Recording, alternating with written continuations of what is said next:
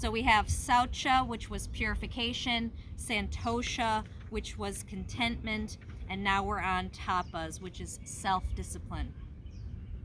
So, self-discipline or change, transformation. Tapas comes from the root word tap, which means to burn. We use our tapas to burn off impurities physically, mentally, and emotionally. Practicing tapas means different things to different people. It can mean different things to the same people. It considers what is practical, safe, and sensible. Tapas can help us blaze through selfishness and laziness. Tapas pulls us through rough times and tragedies so that we can come out of the fire stronger and wiser. Part of tapas is sadhana, which is daily practice. It's an important part of yoga to have a daily practice, and that doesn't mean like what we did today. You don't have to do that every day. It can be as simple as a child's pose for a few minutes, which is kind of what my daily practice looks like. It helps us to make that commitment to a daily practice, showing up. Tapas is about having the mental stamina to keep showing up for yourself.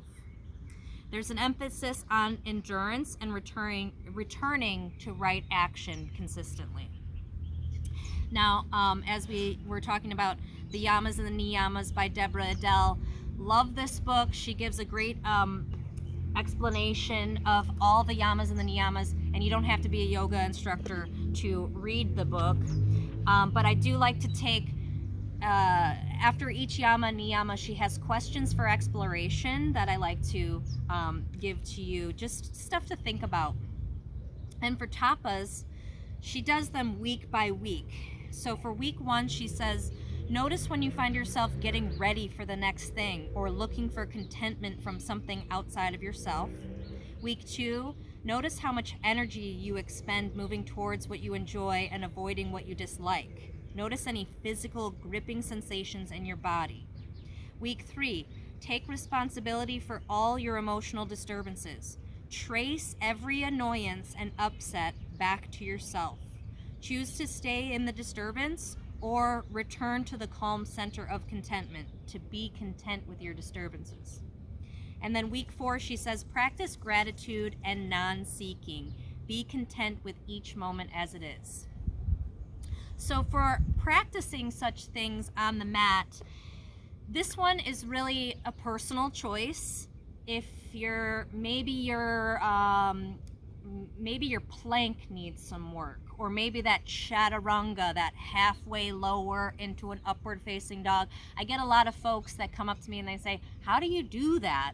That's part of your self-discipline, to practice that, to add that to your sadhana, your daily practice, anything that you're working on, anything. And it doesn't have to be something hard. It can literally just be, I need to take 5 minutes on the mat every morning, or at any time of day, just giving yourself those few minutes on the mat and making a routine of it. The mudra for the tapas is the Garuda mudra. So we've got the palms facing up, and then we hook the thumbs. So right hand over left, palms up, hooking the thumbs. And what we'll do here, just to kind of feel what this does to the body, if you'd like, come onto hands and knees, and we're going to take a forearm plank, or you can take a child's pose if you prefer. So coming into that Garuda mudra in front of you, you can stay here in a child's pose with the mudra, or step the feet back and see if you can hold it there in a forearm plank. Take a few breaths wherever you're at.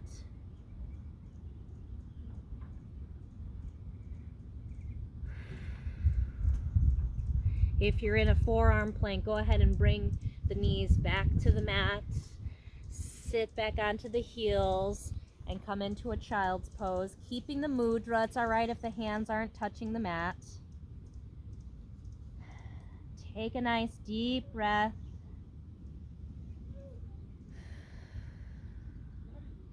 And then go ahead, release the mudra, You can shake out the hands, walk your hands back in towards your knees, coming back to that hero's pose. Namaste, friends.